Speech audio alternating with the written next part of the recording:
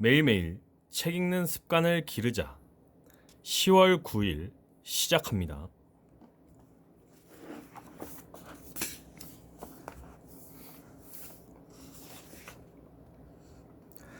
첫째, 지금의 변화는 내 꿈의 방향을 다시 잡아줄 것이다. 과거에도 꿈의 방향을 잡으려면 세상을 잘 알아야 했다. 세상이 어디로 돌아가는지, 무엇이 사양 산업인지,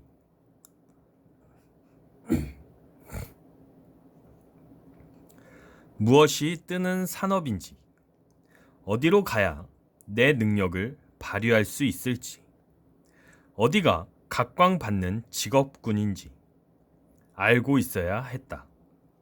그만큼 변화를 읽는 것은 꿈의 방향을 잡는데 필수적인 정보다. 앞으로 어떤 직업을 가져야 할까가 고민된다면 파트 2에서 말한 4가지 공식을 떠올리고 그 공식에 대입 가능한 직업을 선택하는 것이 좋다. 각종 언론에서 다루고 있듯이 4차 산업혁명이 일상으로 들어온 미래의 직업은 아주 많이 달라질 것이다. 직업의 종류, 직업의 모습이 바뀔 것이므로 코로나 이후 변화는 내 꿈의 실질적 모양을 새로 잡아줄 것이다.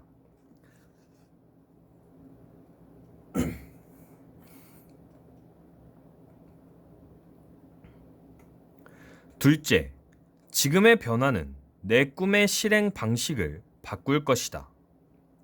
꿈의 방향이 잡히고 나면 꿈의 실행 방식도 싹 달라진다. 꿈을 이루려면 무슨 공부를 해야 하지? 내 꿈을 이루려면 잠시 어떤 일을 하는 게 좋을까? 회사를 다니는 게 좋을까? 인디펜던트 워커로 일하는 게 좋을까? 과거에는 없던 실행 방식이 작동하기 시작한다. 음악 편집이나 애니메이션 편집을 좋아해 집에서 혼자 해온 사람이 있다. 이까짓게 세상에 쓰임이 있을까 싶었는데 온택트 디지털, 인디펜던트와 결합하고 나니 완전히 괜찮은 직업이 될 수 있겠다는 확신이 생긴다. 과거에는 대기업이나 중소기업에 다니는 친구들을 만나면 뒤처진 것 같고 패배자인 것 같아 쉽게 우울해졌지만 앞으로는 집에서도 내 일을 하면서 스스로 당당해진다. 꿈을 향해 한 걸음 한 걸음 나아가고 있다는 자신감, 내가 꽤 괜찮은 직업을 가지고 있다는 확신이 생겼기 때문이다.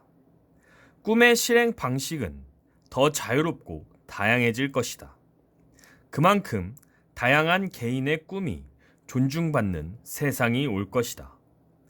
세상의 기준에 맞추려고 아등바등 애쓰는 사람들보다 새롭게 꿈꾸는 사람들이 주목받을 것이다. 아무리 작은 꿈이라도 남들과 다른 별난 꿈이라 할지라도 훨씬 더 당당하게 그 꿈을 이뤄 나갈 수 있는 세상이 열렸다. 과거의 성공 방식이 몇 년 안에 무너지게 되면 기득권자들은 정말 옛날 사람이 되어버릴 수 있다. 부와 권력은 이전 세상의 기득권자들이 다 차지했잖아요 라고 실망하는 젊은이들에게는 좋은 기회가 될 수 있다. 과거가 꿈의 레드오션이었다면 지금부터는 꿈의 블루오션이니까.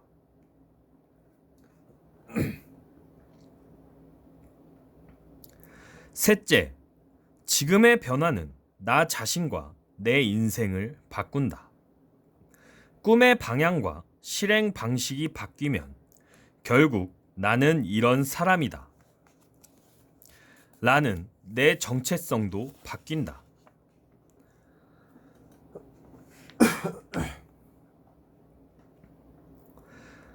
나라는 사람이 바뀌니 내 인생 또한 덩달아 달라진다. 과거에는 돈을 벌고 싶어도 세상에 제약이 많아서 꿈을 접은 사람이 많다. 나이가 많아서건 아이를 키워서건 학력 구조 사회여서건 세상에 많은 잣대가 돈을 벌 수 있는지 아닌지를 가늠하는 인색한 세상이었다.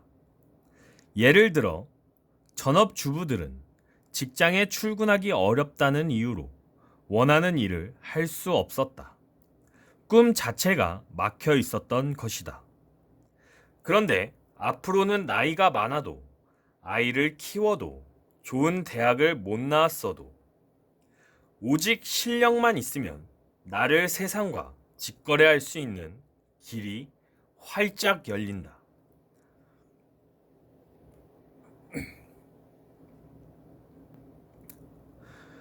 꼭 국내 기업이 아니어도 좋고 회사에 고용되지 않아도 좋다.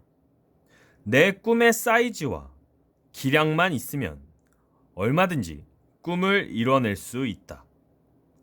장애물과 걸림돌이 사라지고 나면 나도 할 수 있다는 자신감이 붙는다. 내 인생을 이끌어가는 모든 에너지가 바뀌는 것이다. 에너지가 바뀌면 내 인생 전체가 바뀌고 나라는 사람도 완전히 다른 사람이 될 수 있다. 이처럼 변화를 이용할 줄 아는 사람에게 코로나 이후 세상은 인생 전체를 바꿀 수 있는 기회다.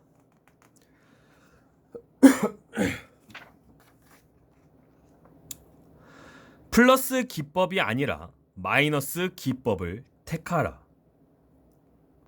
우리가 사는 세상은 끊임없이 변화해 왔고 그때마다 우리는 달라진 세상에 적응하기 위해 나 자신을 변화시켜 왔다. 다만 지금까지의 변화는 그리 빠르지 않아서 내가 가진 10가지 중에서 하나 둘만 바꿔도 충분했다. 머리띠 하나만 바꿔매도 새로운 사람 같았다.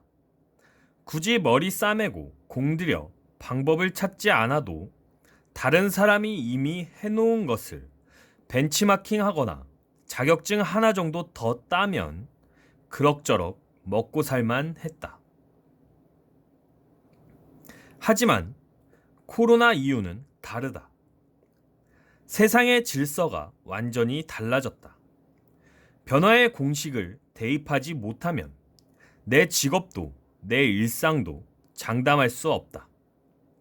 단순히 외국어를 배우거나 학위를 따면 되는 수준이 아니라 4가지 공식으로 능숙하게 세상이 내준 문제를 풀 수 있어야 내가 원하는 일을 하며 내가 바라는 일상을 살아갈 수 있다. 내 직업에 골격만 남기고 나머지를 싹 다 바꿔서 완전히 새로워진 내가 되어야 비로소 코로나 이후 세상으로 넘어갈 수 있는 것이다. 나도 30년 가까이 강사로 살아오며 내 업이 단절될 위기가 여러 번 있었다. 그때마다 나는 기업 강의에서 방송 강의로, 최근에는 유튜브 강의로 시대 변화에 맞게 강의 플랫폼을 바꿔가며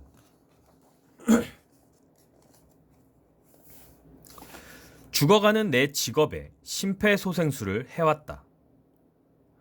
질서 밖으로 밀려날 때마다 직장인 대상에서 일반인 대상으로 다시 온라인에 어울리는 콘텐츠로 강의 내용을 싹 바꾸며 강사라는 내 직업을 지켜왔다.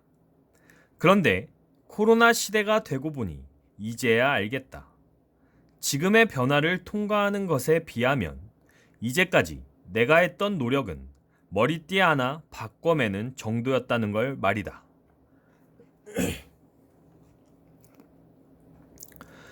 지금까지 우리가 추구해온 자기 개발의 핵심은 플러스였다. 세상이 필요로 하는 것을 차곡차곡 공부하고 내 몸 안에 하나둘 쌓아 나가는 것이 곧 자기 개발이었다. 그래서 조금 부지런한 직장인들은 퇴근하고 독서 모임에 가거나 출근길에 영어 공부를 하는 것이 좋은 자기 개발 코스였다. 대학에서 남부럽지 않게 배웠고 직장에 최적화된 능력이 꽤 괜찮았기 때문에 남보다 조금 더 배워서 한두 가지를 더 장착하면 나름 경쟁력을 갖출 수 있었다. 하지만 코로나 이후 자기 개발의 핵심은 마이너스로 바뀔 것이다.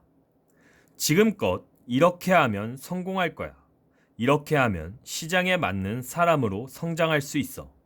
하고 생각해왔던 공식이 바뀌었기 때문이다. 컨택트 아날로그 세상에서 우리가 써온 능력 중 많은 부분이 쓸모없는 자산이 되어버렸다.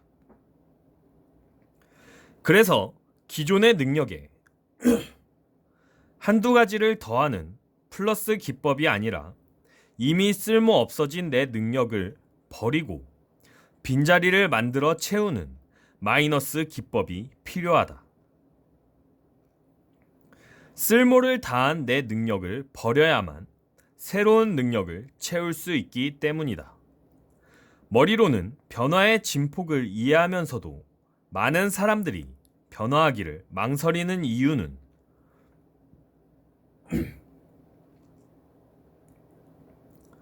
지금 가진 것들을 버리지 못하기 때문이다. 회사는 재고, 청산이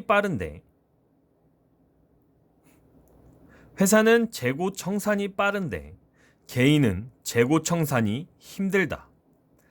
자기를 여태껏 먹여 살려온 내 것이 사라진다고 생각하면 아쉽고 심지어 내가 없어지는 것 같아 서럽기까지 하다. 그러나 재고는 재고일 뿐 내가 아니다. 과거에 나를 먹여 살렸지만 더 이상 유용하지 않아 재고가 되어버린 자산이 있다면 빨리 처분해야 한다. 재고를 처분해야 새로운 곳에 투자할 수 있기 때문이다. 100원을 20원에 팔아치워도 그 20원을 투자해 200원으로 만들 수 있다면 남는 장사라는 걸 빨리 알아채야 한다. 코로나 이후 새로운 질서가 무엇인지 알고 있는 사람은 선택과 집중이 빠르다. 내가 가진 기본 값이 무엇인지, 무엇을 버리고 무엇을 취해야 할지 훤히 볼 수 있다. 반면에 세상의 변화에 둔감한 사람은 무엇을 손에 쥐고 무엇을 내려놓아야 할지 알기가 어렵다. 주위에서 자꾸 내려놓으라고 하는데도 그게 뭔지 몰라서 들고 다니는 수고로움을 면치 못한다. 새로운 시대에 리부트하기 위해서는 내 안에 오래된 묵은 관행들을 털어내야 한다. 역할을 다한 과거에 내 능력에게 이별을 고하는 것이다. 직업의 골격만 남기고 그동안의 방식을 바꿔야 새로운 생각과 새로운 역할과 새로운 방식이 들어와 내 직업도 살리고 내 돈도 살리고 내 가족도 살리고 내 미래도 살릴 수 있다. 모든 것을 바꿔야 비로소 유능한 나로 거듭날 수 있다. 변화가 빠를 때는 투자 관점에서 자산을 매각하는 일을 일상화해야 한다. 끊임없이 바꾸고 조합하고 새로 채워야 내 분야에서 유능해질 수 있다. 지금 우리에게 필요한 건 마음의 빗장을 여는 일이다. 열어야 받아들이고 받아들여야 바꿀 수 있다. 오늘은 여기까지 읽도록 하겠습니다. To be continued.